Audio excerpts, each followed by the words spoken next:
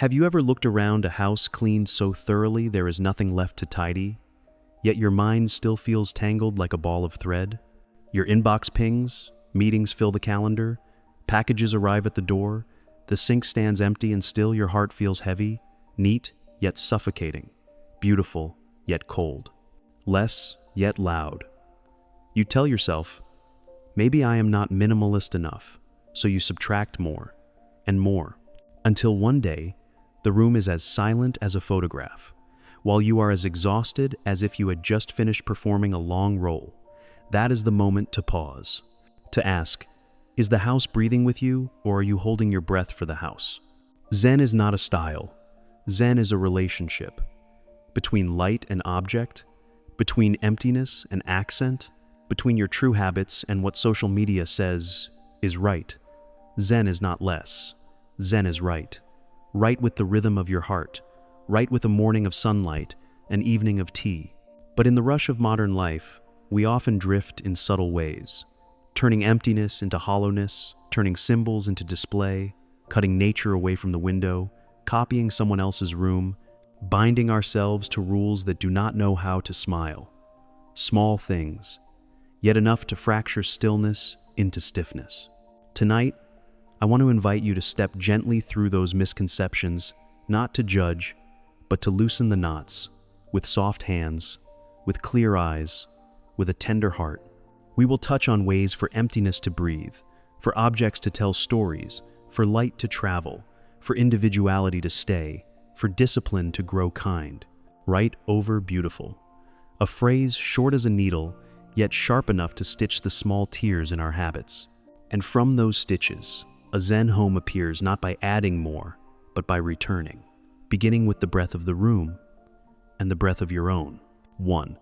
Misunderstanding empty space, the concept of Ma.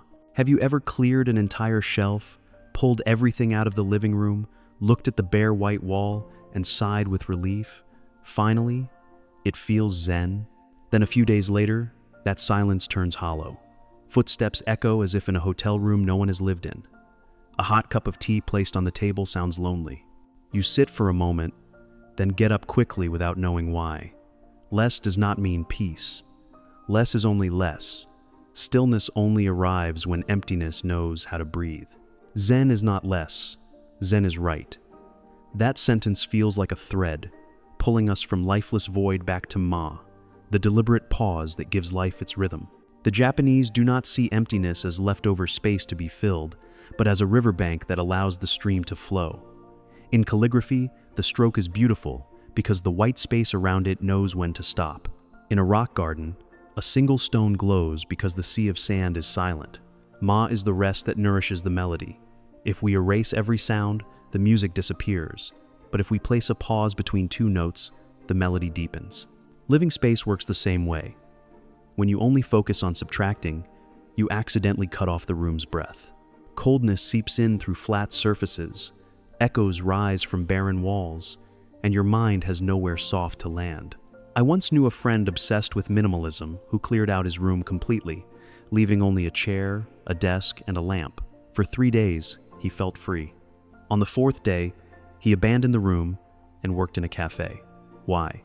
Because there, a corner plant leaned gently, a warm glow circled above, and the path between tables allowed people to slip past one another without collision. Those tiny things were Ma. An intentional emptiness is Zen, not empty to outdo friends, not empty to control, but empty so that light, air, and attention can have a chair to sit on. So where do you begin when your room is bare but still heavy? Choose a corner that breathes, near a window if possible. Place a low table, a teapot, a cushion. That is the spot where you pour slowly and speak softly. Beside it, a single potted plant of modest height, no more, so the green can rest your eyes. Keep the entrance wide enough so each step flows freely. Notice how light moves throughout the day, where it rests in the morning, where it falls in the afternoon, and make space for it. When light has a path, the spirit has direction. When wind has a way through, your breath softens. A path for the wind, a place for yourself. Do not confuse Ma with bareness. A white wall becomes a breath when, before it, a rough ceramic vase holds a single dry branch. An empty table becomes a resting point when, beyond it, a window frames a slice of sky. Think in rhythm. Objects are notes, emptiness is the beat. A strong note needs a pause. A simple chair needs open floor so its beauty can resonate. Subtract to let shine. Each time you want to add something, ask yourself, does it make the surrounding emptiness more beautiful? If not, leave it. If yes, place it sparingly, in its true spot. And in the end, let Ma serve your body, not the eyes of others. In the morning, you step straight into light. By late afternoon, you have a corner to bow your head, set down your phone, and hear the tea pour. At night, you dim most lamps and leave a single warm glow where you want to rest. The emptiness becomes a pillow for the mind. It does not need perfection, only intention. Empty to escape is cold, empty to return is warm. Then Zen is no longer decoration but a breath. The room is still, you are still. And in that stillness, life softens, clearer, closer. 2. Overusing fake, Japanese, decor. Have you ever stepped into a so-called Japanese-style room, paper lanterns strung thick across the ceiling? Mount Fuji prints covering the walls? Rows of beckoning cats lined up neatly and suddenly felt your heart grow noisy? Everything fits the motif, yet nothing really speaks to you. Beautiful for a photograph, difficult to linger in. One afternoon I visited a friend's home. She loved Japanese culture so much, she had ordered a basket of decor from an online store. The room shone brightly, but the light had nowhere to rest. The smell of new paper, of plastic, of paint, footsteps echoed like in a hollow chamber. We sat down, hot tea in our hands among countless symbols, yet our conversation slipped away like water over glass. More does not mean enough. That phrase surfaced, quiet yet sharp, like a single brushstroke across a white page. Zen is not a cosplay of culture. Zen is how you relate to presence. A simple clay vase can be Zen if it is placed with respect. A dozen Japanese-inspired trinkets remain surface if they have no place in the rhythm of your life. The Japanese choose very little, but each thing stays for a reason. A teacup just heavy enough for your hand to feel its warmth. A dry branch placed at eye level to recall a season gone by. A blank wall left open so morning light can pass through unhindered. Objects do not create stillness. Meaning creates stillness. When we overload with decoration, the room becomes a gallery, too many voices at once, and none truly heard. I suggested my friend quiet her room, not by reducing things, but by reducing noise. We removed the extra lanterns, stored away most of the cats, and kept one small woodblock print of waves and wind. On the table, she set a clay teapot with a fine crack, carefully mended. The crack was not hidden, it glowed. Memory seeped through the glaze, stories through the flow of tea. The space began to breathe, slowly, deeply, warmly. When a room has a center to rest on, your eyes stop racing. When objects hold stories to tell, your heart stops searching. Less but right, right but deep. You do not need much to touch the spirit of Japan. You need truth. Let your hand guide you. Touch clay, touch bamboo, touch wood. Feel the roughness, the warmth, the weight. Let your eyes rest in open space instead of being pulled into patterns. Let your nose choose the scent of sun-dried wood over new paint. Each time you face something so Japanese, ask softly, does this lead light somewhere? Does it invite my breath to slow? Does it help me live more fully? If the answer is no, step back. Smile. Let it go. Not for pretty eyes, for a quiet heart. You can begin with a single object that truly reaches you. A rough vase holding a pine sprig, a small wooden tray for your evening teapot, a linen cloth for your slow mornings. One object, one story, one breath. Then give it space to live. Do not crowd it among others. Do not set it beside something that shouts. Step back and let the emptiness around it do the work of emptiness. Lifting, soothing, highlighting. Then the room no longer shows Japanese. It begins to be in your way. Natural, humble, alive. And before every add to cart, try the 3-beat ritual. Pause, look, ask. Pause to step out of the rush of shopping. Look at your current room and the space truly worthy of something new. Ask what role this item has in your life. To serve, to support, or just to prove to others that you love Japan. Zen is not collecting symbols. Zen is cultivating meaning. When you live with fewer things but deeper understanding, the room becomes a refuge again, not a stage. The voices of wood, of clay, of light and shadow will slowly rise, gentle yet steady, and in those voices, you will hear yourself, slow, clear, at peace.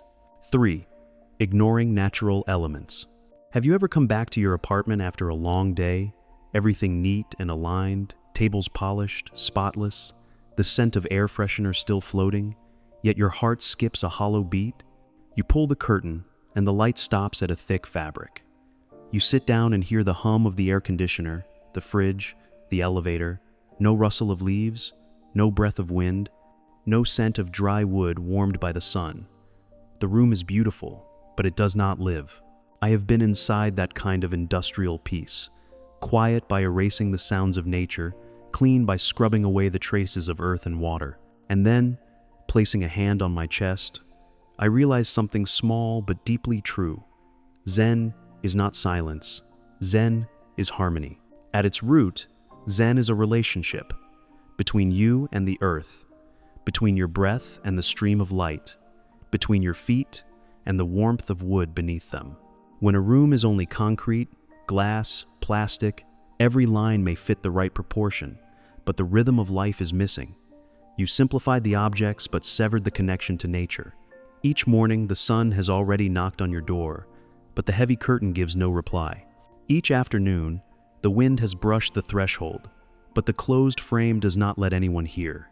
Without wind, Zen cannot breathe. That line arrives like a rest in music, reminding us, without nature, minimalism is only a blank backdrop with nothing to lean on. I remember a viewer once wrote to me. She had just moved into a minimalist apartment that looked like a magazine spread, but every night she struggled to sleep, as if missing something she could not name. We did not add objects, we added life. We opened the window as early as possible. We replaced heavy curtains with thin ones, letting light flow through like breath through the chest. We placed a small bamboo plant at the entrance, the first thing the eyes touch when walking in. On the tea table, a rough clay vase, a green sprig, a shallow bowl of water where the afternoon light fell and returned as a gentle shimmer. 3 weeks later, she wrote, "The space had not changed much, but her heartbeat had. Nature does not decorate, nature heals." When you invite natural elements in, do not think in terms of adding for the checklist. Think in terms of opening paths for life. Light needs a way to travel, so let furniture step back from the window. Do not block the dawn with a wall of shadow. Wood needs a place to warm, so a rustic tea table, a wooden floor, or a tatami mat will give your feet a reason to linger. Plants need silence to breathe, so choose few but strong, placed where the eye can meet them without searching. Stone needs stillness, so a single round pebble on a wooden tray is enough for your hand to hold a fragment of calm. Touch earth to find peace. Just that much, and the room shifts tone. You will see your vision soften when thin curtains allow the light, casting shifting layers of shadow through the day. You will hear your listening ease when a little wind stirs the leaves and whispers. You will smell less of chemicals when wood, bamboo, clay appear, carrying faint scents of sun and time. The body responds with signals as clear as they are subtle. Shoulders drop, breath deepens, eyes linger longer on one quiet detail. And in that pause, the spirit rests.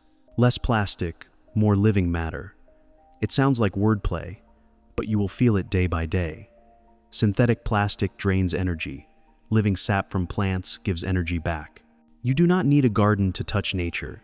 You need clear intent and a few small rituals. In the morning, pull the curtain a beat earlier and let the room bathe in sun. At noon, turn your chair slightly to avoid the harsh glare, keeping the softened reflection on the wooden surface.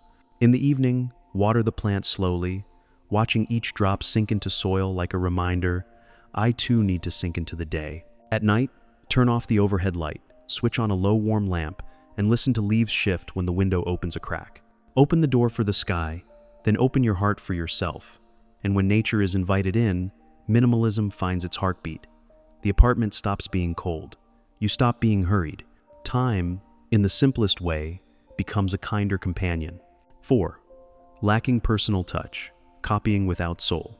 Have you ever pulled a photo from Pinterest, enlarged it on your screen, and started programming your room detail by detail? Beige linen curtains, a low wooden tea table, a vase with a dry branch, a few magazines stacked neatly. Everything followed the formula, but when you sat down, your heart found nothing to touch. You felt like a polite guest in your own home. Beautiful, yes. Livable, not quite. The reason is simple. That picture was telling someone else's story, not yours. Zen is not a uniform. Zen is a fingerprint. A small sentence, but enough to shake a long habit, copying to feel safe. I once met a viewer who said her apartment ran smoothly like a photograph. Everything minimalist, the light perfectly toned, even the cup was authentically Japanese. But every evening, she felt restless, as if lost. We did not change everything. We changed the question. Instead of, how do I make it look the same? We asked, how do I live?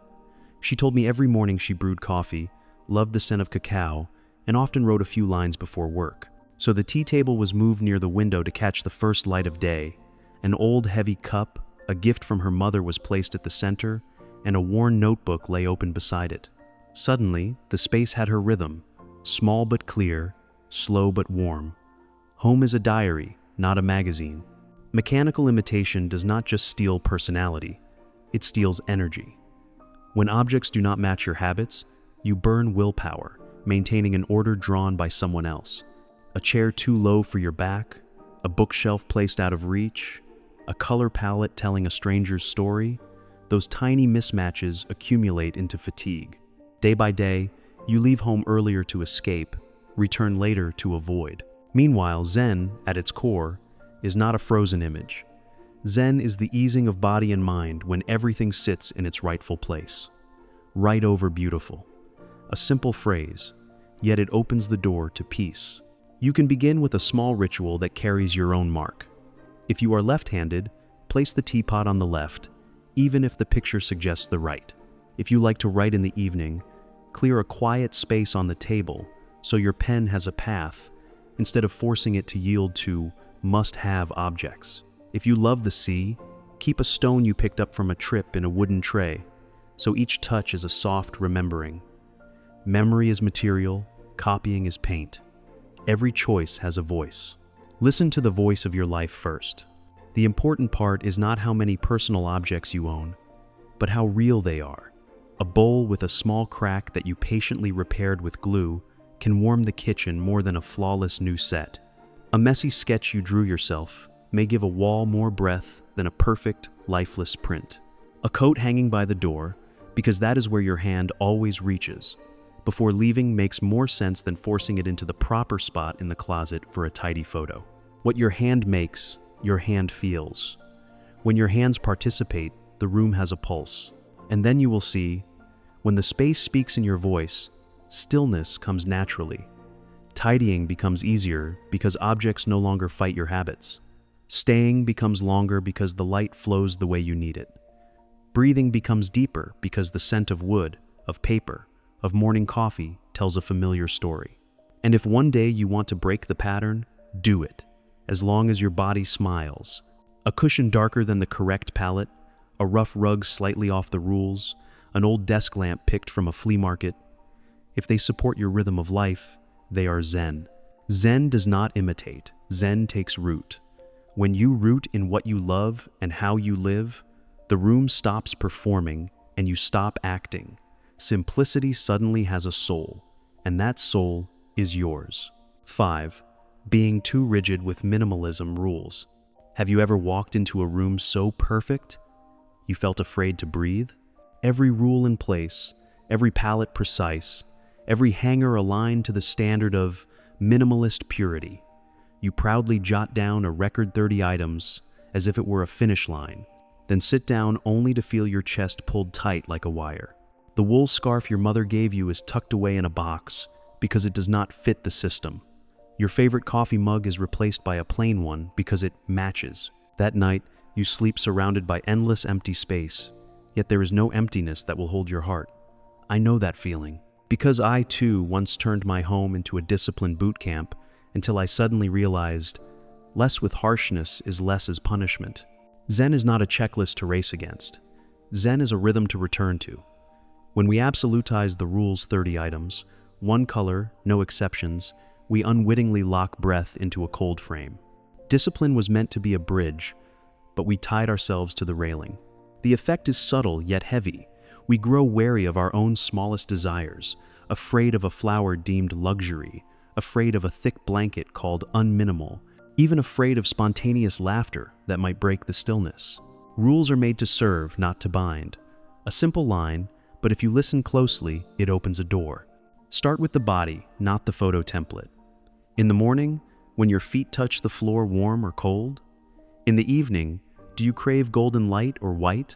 On an early autumn night, does a woven blanket let your shoulders drop?